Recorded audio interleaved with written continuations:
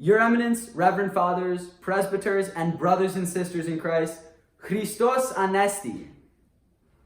In a time over 2,000 years ago, the 12 apostles took over Jesus' earthly ministry and began preaching, baptizing, and spreading Christianity across the world. But while the church's popularity spread like wildfire, there became too many mouths to feed, crowds grew too large, and the apostles found themselves needing assistance. To solve such problems, 7 individuals whom the apostles saw fit were handpicked to aid the development and facilitation of the young church.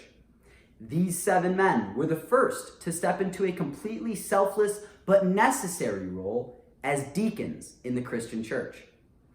By helping the apostles in any way necessary, the Greek word diakonia, which refers to serving others, reveals a deacon's true duty: service. As their role in the church has developed over time, deacons have become the Swiss Army knife of the Orthodox Church. They minister to the people, they aid the bishops, they lead the faithful in prayer, ultimately helping wherever they are needed, whenever.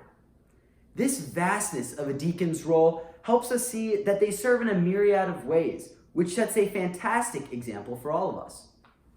Just as their service is not limited to one role, the leaders of our church push us to live our lives in a similar manner. They reinforce what Jesus Christ tells us. As you did it to one of the least of these, my brethren, you did it to me. They push us to strive for a lifestyle of service for Christ. But in a world where we are all so busy, how is this possible? All of us have our jobs, school, and any obligation that seemingly keeps us from pursuing this lifestyle of service. But it is easier to find ways to serve others than you may think. The church offers countless opportunities for service through their many ministries, from choir to Goya, dance troupe, parish council, and so much more, and they need your help. For example, days spent making and packing meals for the needy is a very direct way of serving others, and most parishes have a caregiver support group that helps the disabled and elderly in your very parish. Each time we give ourselves to others, each time we serve, we are taking the next step to becoming a deacon for others by ministering to the least of these. See, most of us could think of ways to start getting involved, but the beauty of service is that it isn't tailored to any one type of person. Anyone, man, woman, boy, or girl, can be a deacon for others.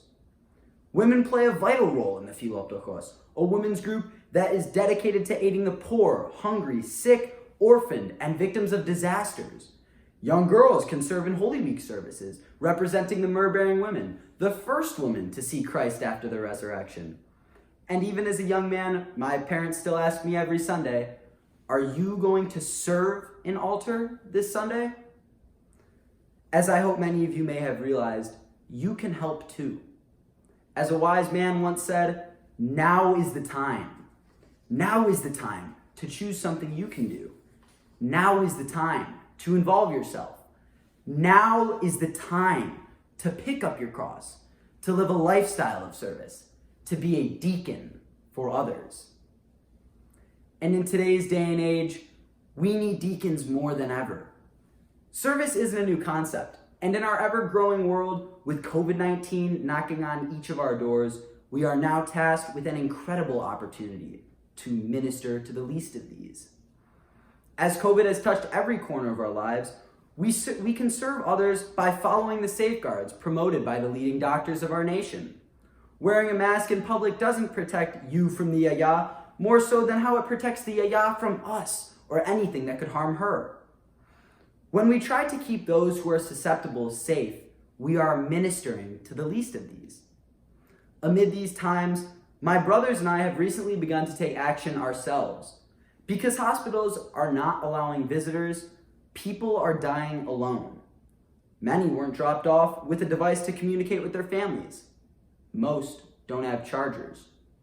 Together, we started a fundraiser, raising money to buy chargers that we have supplied hospitals with. 2 of my brothers actually shaved their heads.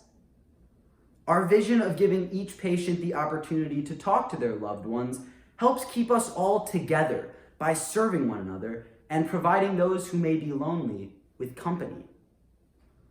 By being a deacon for others, all of us are trying to model Jesus' lifestyle of service. We follow what Jesus commands us. Go and do likewise. Ultimately, when we serve others, we are not serving ourselves or benefiting ourselves. We do not do it seeking recognition.